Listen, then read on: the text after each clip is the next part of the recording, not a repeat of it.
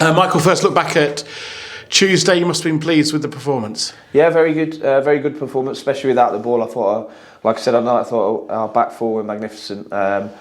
And the context of the game, when you go 1-0 up, you probably spend longer defending than you want to, but that's because we were, trying to hold on to the lead. But I thought, out and out, a really good performance for a whole team, and even the bench coming on and doing their jobs as well. So it's really good to get 3 points and 1-0 win at home against a team that's pushing for the playoffs and a big club.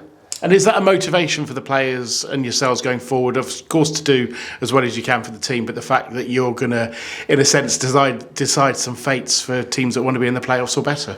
Yeah, I think we definitely want to keep going this season and try and put in some performances. And whilst we're doing that, you've obviously seen some changes in the lineup to allow players to come in and show what they can do. And no greater example than that in Ethan Hamilton.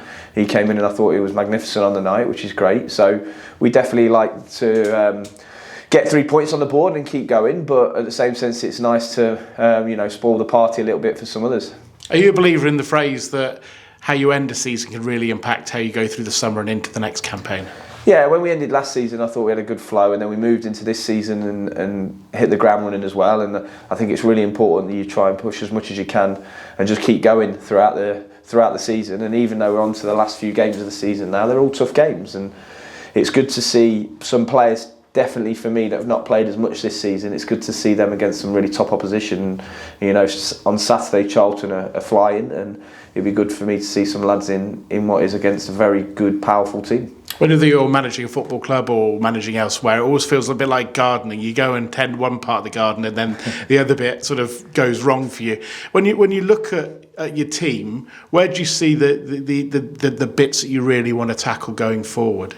Well, I think it's clear we've changed shape recently with a view to look forward, and we've been doing some really good stuff without the ball. We just need more threat on the top line, and we need to create more chances, and that's the challenge. But that's probably the hardest part of the game. Let's be honest, that's probably the hardest part of the game. Whether the team's in a low block or whether the teams have more ball than us, that's for me the hardest part of the game. So we have to keep trying to improve that areas. We keep working on that, and that'll go now until the end of the season, but also into pre-season, and hopefully by the start of next season we can be better at that. And do you think when you look to that, obviously some of it is working with the existing players, but some of it is making maybe some alterations.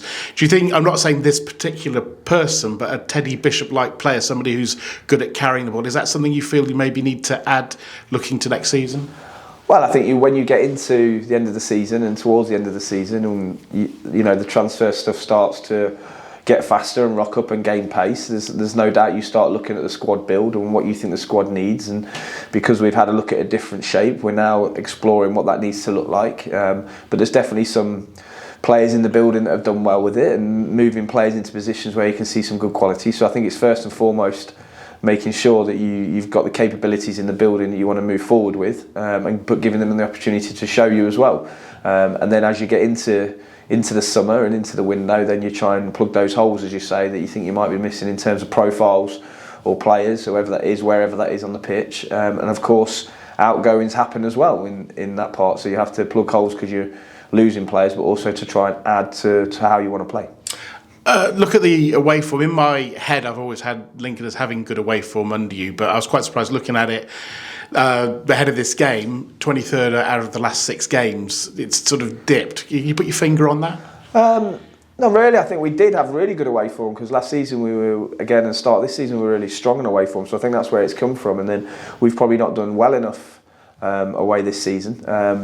It's one of those challenges that, against big teams this season, there's some big, huge stadiums and big clubs, and there's probably times where we drew games and we should have got wins. But yeah, it's always a challenge to go away, and it's going to be a huge challenge at Charlton, who have got immense home record. They're really strong at home. Them and Birmingham, I think, have the best home record in the league, so it's going to be a tough away game for sure. Yeah, you kind of read my next question. They have the best in terms of form, home form. Yeah, they have the best in terms of home form. They've hit this part of the season that you always want to hit, where they look like the team that are chasing. They're in good form. They're in good home form. They're half decent away. They're getting wins over the line when they need to. And they're a really strong, powerful team, and we're going to have to be on it or we're going to get hurt. So we've got to start quick, start fast, and stand up to what they do on what is a very big pitch at Charlton. So it's a bit different in that sense, but we're up for the challenge. And they've got a manager who's got the T-shirt, hasn't he? Frankly, for doing well at this level. Yeah, he knows how he wants to play at this level. They're very powerful. They're very good at landing on second balls.